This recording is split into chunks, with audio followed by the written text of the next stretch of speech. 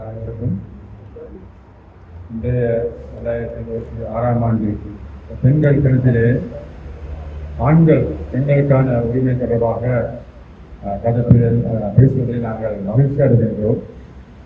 உண்மையிலே இந்த காணாமல் போனோர் தேடியலின் குழுவும் ஐக்கிய பெண்கள் அமைப்பும் இணைந்து இந்த நிகழ்ச்சியை ஏற்பாடு செய்திருக்கின்றது. உண்மையிலே இந்த நிகழ்ச்சியின் போது நாங்கள் எமது கோரிக்கை சமூக வலைத்தளங்களூடாக அரசாங்கத்திற்கும் இந்த உலகத்திற்கும் முன்னெடுத்து செல்ல வேண்டும் என்ற ஒரு நோக்கத்தோடு இன்றைய இந்த நிகழ்ச்சியை நாங்கள் ஏற்பாடு செய்திருந்தோம். நமக்குரிய குறைந்த எண்ணிக்கையிலான சகோதரர்கள் சகோதரிகள் இங்கே பிரசன்னமாக இருக்கின்றார்கள். அவர்களுக்கு எமது நன்றிகளையும் வாழ்த்துக்களை தெரிவித்துக் கொள்வதோடு இந்த நாட்டிலே யுத்தம் ஆரம்பமான முதல் இன்று வரை மிகவும் இன்னல்களுக்கு துயரங்களுக்கு துன்பங்களுக்கு முகம் கொடுப்பது இந்த நாட்டினுடைய பெண்கள், தாய்மார், சகோதரிகள், மனைவிமார், பிள்ளைகள், அனைத்து பெண் பிரிவினரும் மிகவும் துக்ககரமான ஒரு வாழ்க்கையை எங்கேயே வாழ்ந்து கொண்டிருக்கின்றார்கள். அவர்களுக்கான நிரந்தர சமாதானம் அல்லது நிரந்தரமான ஒரு வாழ்வு அமைப்பை எம்மால் பெற்றுக் கொள்ள முடியாமல் இருக்கின்றது. காரணம், மாறுகின்ற ஒவ்வொரு அரசாங்கங்களும் கொடுக்கின்ற வாக்குறுதிகள் ஒருபோதும் நிறைவேறாமல் அவர்கள் அந்தந்த காலப்பகுதிக்கு தங்களை மாற்றிக்கொண்டு தங்களது இருப்பை தக்க வைத்துக் கொள்வதற்காக முன்னெடுக்கின்ற ஒரு விடயமாக மாறியிருக்கின்றது. இந்த காணாமல் போனோர் தேடியலின் குழு மற்றும் சம சமாஜ கட்சி, அதே போன்று நவசம சமாஜ கட்சி, அதே போன்று ஐக்கிய பெண்கள் அமைப்பு தொடர்ந்து பெண்களுக்கான உரிமைகளுக்காகவும் தொடர்ந்து குரல் கொடுத்துக் கொண்டு வருகின்ற ஒரு அமைப்பாக நாங்கள் இயங்கி வருகின்றோம். எனவே இந்த தருணத்தில் நாங்கள் அரசாங்கத்துக்கோ அல்லது சர்வதேசத்துக்கோ நாங்கள் எடுத்து செல்வது, பெண்களுடைய உரிமை என்பது இந்த நாட்டினுடைய முதுகெலும்பை போன்றது. எனவே அவர்களுக்கான இந்த உரிமைகள் மறுக்கப்படுகின்றன. அவர்கள் எதிர்நோக்கின்ற பிரச்சனைகள் மறுக்கப்படுகின்றன. அவர்கள் வேண்டி நிற்கின்ற விடயங்கள் மறுக்கப்படுகின்றன. எனவே தான் பெண்களுடைய உரிமைகள் இவ்வாறு ஒடுக்கப்படுகின்றது. நாம் தொடர்ச்சியாக இந்த அமைப்புகள் ஆரம்பித்த காலம் முதல் இன்று வரை தொடர்ச்சியாக நாங்கள் பெண்களுடைய உரிமைகளுக்காக குரல் கொடுத்து வருகின்றோம். இந்த காணாமல் போனோர் என்ற விடயத்திலே யுத்தத்தின் போது தாய்மார்கள் தங்களுடைய பிள்ளைகளை கையளித்தார்கள். அதே போன்று கடத்தப்பட்டார்கள். அதே போன்று கைது செய்யப்பட்டார்கள். இவ்வாறு கைது செய்யப்பட்ட கடத்தப்பட்டவர்கள் காணாமல் போனவர்கள் தொடர்பாக அதிகமாக தங்களுடைய நிலைமையை நினைத்து மனம் வருந்தி தினம் அவர்கள் ஒரு துக்ககரமான வாழ்க்கை வாழ்பவர்கள் இந்த பெண்களே.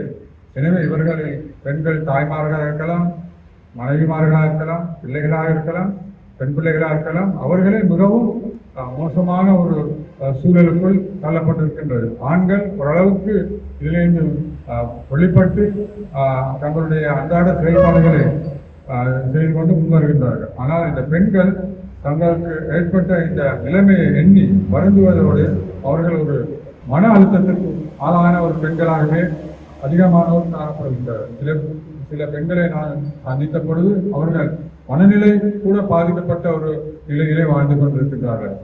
இவ்வாறான விடயங்களுக்கு நாங்கள் பதில் தேட வேண்டிய நிலை இருக்கின்றது. இவர்களுக்கு நாங்கள் எவ்வாறு இவர்களை நாங்கள் மீட்டெடுப்பது என்பது ஒரு பாரிய பிரச்சனையாக இருக்கின்றது. காணாமல் போனோர் தேடியலின் குழு என்ற ரீதியிலே நாங்கள் இதை சர்வதேசமயப்படுத்தினோம்.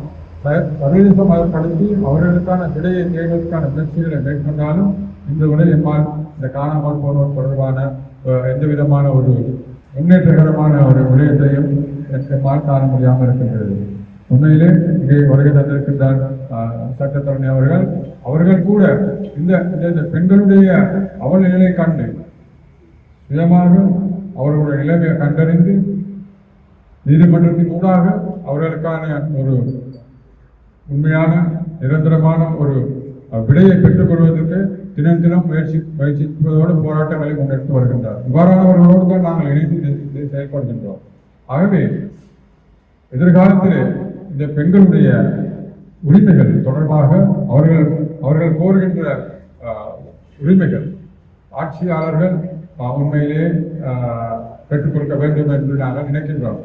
தற்போதைய அரசாங்கம் வடகிழக்கை சேர்ந்த அரசாங்கத்தின் தலைவர் அன்புகுமார் திசாநாயக்க அவர்கள் யாழ்ப்பாணம் வடகிழக்கு பகுதிகளிலே பயணம் செய்து சமத்துவத்தை பற்றி அவர் கலக்கின்றார். நாங்கள் சமமாக வாழ்வோம், உங்களுக்கும் எங்களுக்கும் வேற்றுமை இல்லை, நாங்கள் அனைவரும் ஒன்றிணைந்து வாழ்வோம் என்ற கருத்தை முன்வைத்துக் கொண்டு அவர்களுக்கான விடைகளை மூடி மறைக்கின்ற முயற்சிக்கின்றார்கள். நாம் கூறுவது ஏற்றுக்கொள்கின்றோம், சமத்துவத்தை ஏற்றுக்கொள்கின்றோம். நீங்கள் உங்களுடைய சமத்துவத்திலே தென்னிலங்கையிலே பெண்கள் எந்த அளவுக்கு சுதந்திரமாக வாழ்கிறார்களோ அதே போன்று வடபகுதியிலேயும் பெண்கள் சுதந்திரமாக வாழ்வதற்கான ஒரு வாழ்வாதார சூழலை இந்த அரசாங்கம் ஏற்படுத்த வேண்டும். அவ்வாறான ஒரு சூழலை இந்த அரசாங்கம் ஏற்படுத்தவில்லை. அதே நேரத்தில் சமத்துவம் என்று கூறுகிறார்கள். பெண்கள் அந்த காணாமல் போன மனைவிமார், தாய்மார், பிள்ளைகள் துக்கத்திலே உயரத்திலே வாழ்ந்து கொண்டிருக்கிறார். அவர்களுக்கான விடையை பெற்றுக் கொடுப்பதற்கு முன்வர வேண்டும். அவர்களுக்கு என்ன நடந்தது என்பதை உண்மை நிலையை கொண்டு வர வேண்டும், முன்னிலைப்படுத்தி அவர்களுக்கான விடையை கொடுக்க வேண்டும். அப்போது நாங்கள் அந்த சமத்துவத்தை பற்றி நாங்கள் சிந்திக்கலாம். அதுவும் அல்ல, அரசாங்கத்தால் கடந்த கால அரசாங்கத்தால் கைப்பற்றப்பட்ட நிலங்கள் இன்றும் கையளிக்கப்படாமல் நிலை இருக்கின்றது. அதுகளே அந்த பிரதேச அங்கே வாழ்கின்ற அந்த மக்களுக்கு கையளிக்க வேண்டும். அப்பொழுது எங்களுக்கு சமத்துவத்தை பற்றி நாங்கள் யோசிக்கலாம். சமத்துவம் என்பது வார்த்தையால் மட்டும் கூறி மக்களுடைய உரிமைகளை அடக்கி ஒடுக்க முயற்சிப்பதற்கு நாங்கள் ஒருபோதும் இடமளிக்க முடியாது. எனவேதான் நாங்கள் தொடர்ச்சியாக போராட்டங்களை செய்கின்றோம். தொடர்ச்சியான இந்த மாதிரி கருத்தரங்கள், சிறிய அளவிலான கருத்தரங்களை செய்து நாங்கள் எங்களுடைய எதிர்ப்பையும் அதனுடைய கருத்தையும் நாங்கள் முன்வைக்கின்றோம். இதன் மூலமாக உண்மையான ஒரு தீர்வை முன்வைக்க வேண்டும் என்று இந்த காணாமல் போனோர் தொடர்பாக பல ஆணைக்குழுக்கள் நிறுவப்பட்டது. ஆனால் கைது செய்யப்பட்டவர்கள் இடைநடுவே விடுதலை செய்யப்படுகிறார். உதாரணத்துக்காக எடுத்துக்கொண்டால் கூட மிக பிரபலமாக பேசப்படுகிறார் கூட அவர்கள் கைது செய்யப்பட்டு அந்த சந்தேக நபர்கள் சிறைச்சாலையிலே கைதிகளாக தடுத்து வைக்கப்பட்டு பின்பு அவர்கள் விடுதலை செய்யப்படுகின்றார்கள். விடுதலை செய்யப்படுவது மாத்திரம் அல்ல, அவர்களுக்கு இந்த அரசாங்கம் உயர் பதவிகளை வழங்கி அவர்களை கௌரவப்படுத்துகிறது. அதனால் பாதிக்கப்பட்ட அந்த பெண்களுக்கு எந்த விதமான ஒரு கௌரவத்தையும் அல்லது அவர்களுக்குரிய ஒரு தீர்வையும் முன்வைப்பது இல்லை. அதே போன்று நாங்கள் எங்களது இந்த காணாமல் போன ஒரு குழுவிலே பல தாய்மார்கள் முறைப்பாடுகள் செய்திருக்கின்றார்கள். கையளித்தோம் நாங்கள் வந்து போல் கையளித்தவர்களும் அவர்களுக்கு தெரிகிறது, அவர்கள் பெயரையும் குறிப்பிடுகிறார்கள். அவ்வாறு குறிப்பிட்டவர்கள் கைது செய்யப்பட்டு இருக்கின்றார்கள். கைது செய்யப்பட்டு 4 வருடங்களுக்கு மேலாக சிறைச்சாலைகளை தடுத்து வைத்து விசாரணைகள் செய்து விசாரணை உச்சகட்டத்தை அடையும் போது அவர்கள் விடுதலை செய்யப்படுகின்றார்கள்.